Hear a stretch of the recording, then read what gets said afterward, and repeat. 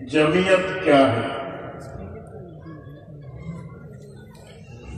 حضرت مشاہد صاحب رحمہ اللہ، جن کے بارے میں حضرت شیخ الاسلام حسین احمد مدنی فرماتے تھے، اگر میرے جگہ پر میرے شیخ الحدیث ہونے پر میرے بعد کوئی مستحق ہے تو یہ مشاہد ہے، لیکن تم لوگ تعصب کرتے ہو۔ کیا شیخ الاسلام حسین احمد مدنی رحمہ اللہ جمعیت العلماء کے دوسرے صدر تھے، اور گزشتہ رات فدائے ملت انہی کے جانشین، میں کہتا ہوں حجت الاسلام مجدد ملت تھے وہ۔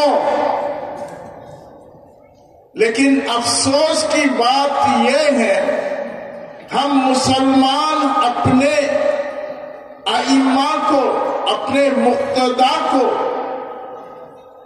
اپنے ملت کے رہنما کو زندگی میں ان کی قدر نہیں کرتے، اسی لیے ہمارا زوال ہے۔ اب ہم قائد ملت کی قیادت کو تسلیم نہیں کرتے تو بہت مسلمان دیوبندی ہے، علماء دیوبندی ہے، لیکن دوسری لیبل لگا کر سیاست کریں گے تو مولانا فضل الرحمان میں کون سا نقصان ہے؟ فدائے ملت کے قیادت پر تمہیں کیا عیب تھا؟ بتاؤ، ایمان سے بتاؤ۔ مدنیت کے نام پر تم اپنے مدرسہ چلاتے ہو، مدنیت کے نام پر تم شاگرد جمع کرتے ہو، مدنیت کے نام پر تم اپنے مرید اور مریدان جمع کرتے ہو، اور جب قیادت کی بات آئے تو تم غدار بن جاتے ہو۔ میں کہتا ہوں غدار، ایسے لوگوں کی غداری جیسے میر جعفر تھا، اپنے دیوبندیت کے ساتھ یہ نفاق ہے۔ اس نفاق کو، اس ڈبل سٹینڈرڈ کو چھوڑو، اور نہ تمہارا بگاڑ آ رہا ہے۔ علماء ہوشیار ہو جاؤ، آج تمہارا 30 سالہ دستار بندی ہے، اس لیے میں بنگلہ دیشی بھائیوں کو خطاب نہیں کر رہا ہوں، میں دیوبند کا فرزند ہوں، میں بھی شیخ الحدیث صاحب اور محتمم صاحب کے زمانے میں وہاں دارالعلوم دیوبند میں تھا، جامعہ ازہر میں تھا، اور مجھے شیخ الہند محمود الحسن کے فرزند اس لیے کہتے تھے کہ میں دیوبندیت پر مجھے فخر تھا۔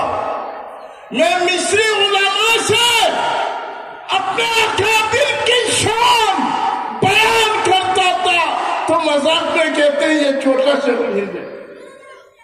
ہم نے عربوں کے مقابلے میں حنفیت کے جھنڈے بلند کرتے تھے، اور یورپ کے سرزمین میں، لیکن ہمارے بنگال میں آپ کہتے ہو دیوبندی، دیوبندیت کا پولیٹیکل بینر کیا تھا بتاؤ؟ یہی ہے نا جمعیت العلماء پاکستان۔ ان کو تم نعرہ دیتے ہو کہ نعرہ دینے کا مطلب سمجھتے ہو؟ کیا تم دل سے کہتے ہو؟ تم کہتے ہو قائد ملت اسلامیہ، پورے اسلام کے قائد ہے، لیکن پولیٹکس جب کرو گے مجھے جمعیت نہیں کرنا ہے، تو یہ کیا ہے؟ عوام کیا سمجھے گی؟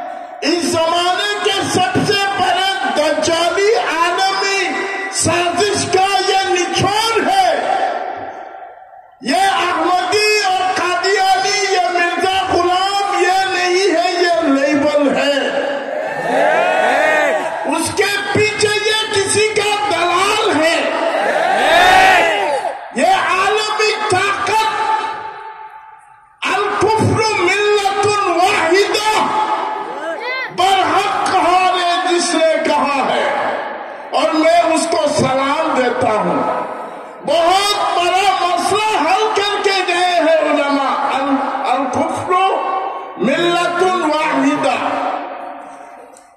جتنے کفر ہے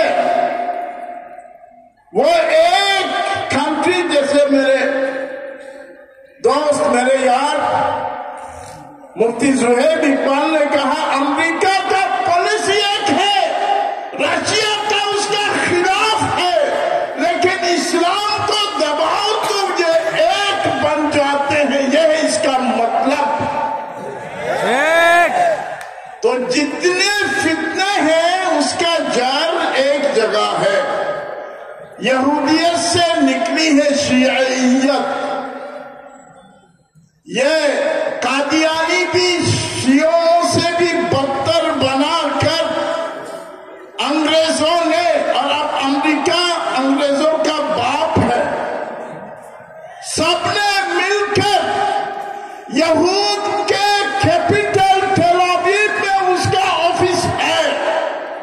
یعنی یہود، انگریز، نصارہ، ہندو، جتنے مذاہب ہیں دنیا میں، سب چاہتے ہیں اس اسلام کی اصل قیادت اگر آ گئی تو ہماری خبر نہیں ہے.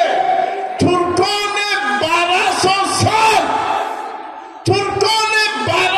سال کافروں کے نیند حرام کر رکھا تھا،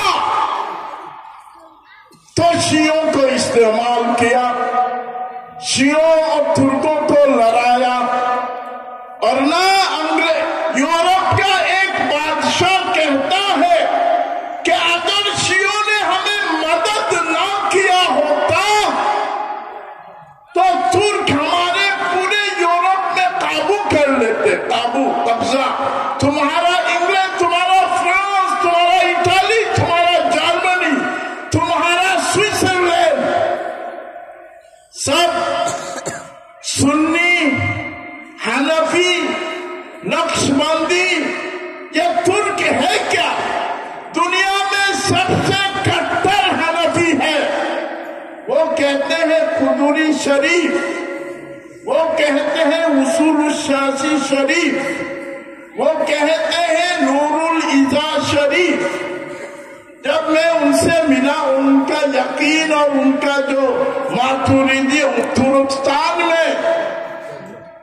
ترکستان میں ابھی ہمارے دیوبند میں دارالعلوم دیوبند کے شیخ الحدیث اور محتمم صاحب کہتے ہیں کہ دیوبندی حلقہ میں تیمیت نے جڑ پکڑ لی ہے. تیمیت علماء کو شیخ الاسلام لینے کے ساتھ اس کو شیخ الاسلام ابن تیمیہ، حالانکہ شیخ الاسلام حسین احمد مدنی نے کہا ہے، اور میں روایت کرتا ہوں اپنے شیخ نور الدین لاہور پوری رحمہ اللہ، وہ شیخ الاسلام مدنی کے بارے میں کہتے تھے یہ دوسرا شاہ جلال ہے. وہ کہتے ہیں کہ حسین احمد مدنی رحمہ اللہ چونکہ وہ 18 سال مدینہ شریف میں رہے تھے اور وہاں کے سارے مخطوطات پڑھ چکے تھے. حضرت شیخ الحدیث زکریا رحمہ اللہ نے جب اس کے نام پر شیخ الاسلام لگایا تو حضرت ناراض ہو گئے اور کہا اس کو شیخ الاسلام کیوں لگاتے؟ یہ تو ایک گمراہ آدمی ہے. ابن تیمیہ گمراہ آدمی ہے. کیا ہے؟ ابن تیمیہ گمراہ، جیسے مودودی گمراہ ہے، جیسے برلوی احمد رضا خان گمراہ ہے، سلفی گمراہ ہے، ان کا قول باطل ہے. یہ سلفی، یہ غیر مقلدین اور یہ اہل حدیث کس بلا کا نام ہے؟ یہ کس بلا اور مصیبت کا نام ہے؟ یہ ایک ایسی جراثیم ہے. آج کے شیخ الحدیث دیوبند کے کہتے ہیں، فرماتے ہیں، سن لو اور لکھ کر